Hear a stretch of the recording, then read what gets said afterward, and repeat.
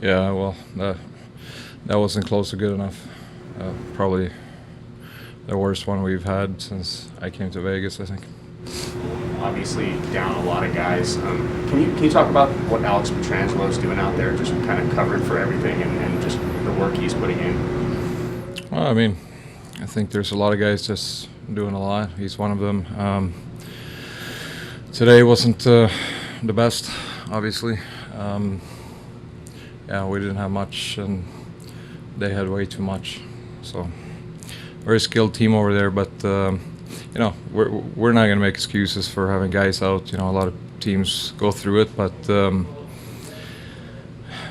we can't get outworked like we got today and be that open. And I think we have a pretty good game plan. We won 3 in a row, and for some reason we just weren't where we needed to be. Robin, just wondering if we can take it a bit away from the game. Just last night's call with the NHL Players Association, did you get the sense that the players got the answers they were looking for from Donald Fehr, and are you satisfied with the process that's going to happen here going forward? You know, everything I'm doing is for Kyle Beach. You know. He hasn't been given the benefit of the doubt for a long time. I think it's time we give him the benefit of the doubt and support him. Regards to yesterday's call, I don't think it's my place to comment on it and what was said, but I think we have to do more. I mean, we have to look into it and do what's right for Kyle. That's the main point, my perspective, and wherever that leads, it leads to. But it was tough timing. It was a lot of teams playing games and stuff like that too. So I think I encourage more teams to just talk about it and making sure that we're a part of that. This doesn't happen again. It's not just on NHLPA or NHL or anyone. All players need to take this seriously if we want change and culture change and whatever. That's about it from me.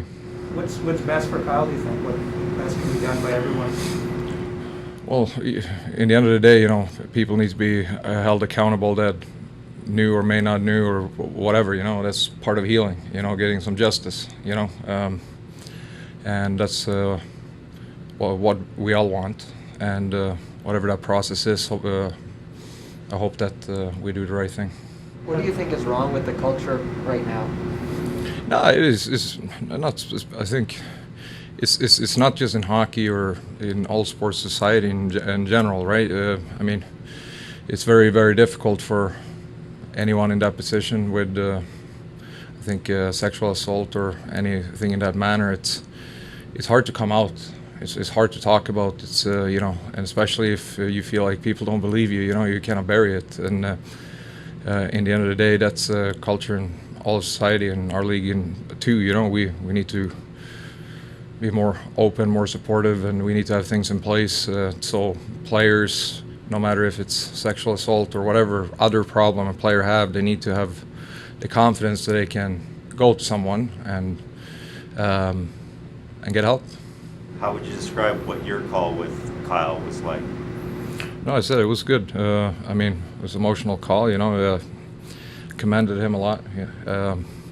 He's changing people's life by the bravery of speaking out, and I just want to be there for him and support him through this. And I think majority of players I've talked to are all on the same page with that. But again, it's a lot of media buzz, a lot of things about it. We got to do it the right way. Do you feel like that this can maybe bring some change, and maybe guys won't be as, you know, hesitant to talk about these things in the future? I mean, there's a process to it. It's something that doesn't happen in a day. It recognizing you have a problem and then move on from there and try to pinpoint what can be done. And you know, to be honest, I had a lot of great talks with both NHLPA and the NHL before this all came to light with other things. And in the end of the day, there's we can all do better. I'm not finger pointing at anyone. I just want the new generation of players to have the safety around them to get help if they have an issue, whatever it might be, and obviously, hopefully, nothing like this ever happens again. Robin, do you feel like a little bit like you're carrying the flag for player advocacy? Because that, in an unofficial sense, that's almost sort of the way people see what you're doing. I mean, I don't feel like feel it. I don't honestly. It's extremely tough for me to do it, but sometimes my principles of how I feel take over. But at the end of the day, I just want more players to, whatever it is, take a stand. Because we as players we can bring change as much as anyone else. But it's difficult for me, and I wish more people steps up and fight, because it's for hopefully our my kids, a lot of players' kids we want them to succeed and play in this league, and we want hockey and NHL to be as good as possible. Do you feel like you're being heard because you had those talks that you've had? As I said, I'm not going to share any information. I thought that there was some really positive talks. Obviously, everything kind of stopped with everything recently. I think the heart's in the right place to make changes in different ways, and it's not always just. If you look at my track record, I'm not a guy to try to cancel anyone or to get anyone fired, or I try to support everyone. But in the end of the day, we got a guy that haven't been heard for 10 years. He needs to get the benefit of the doubt this time, and we need to do that properly. But again, there were really positive talks with both NHL and NHLPA before all of this, and I truly believe that they were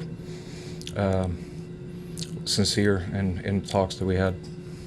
Are enough of your fellow players thinking big picture, thinking about change, or do you find that a lot of them are just focused on hockey only?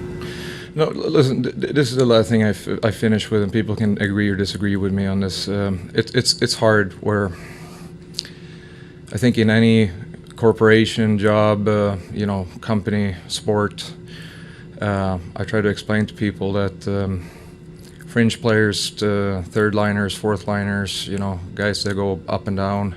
It's been very different treatment in my experience through I think this is my 12th season now. What I've seen than what, say, star players get. It's not in every team.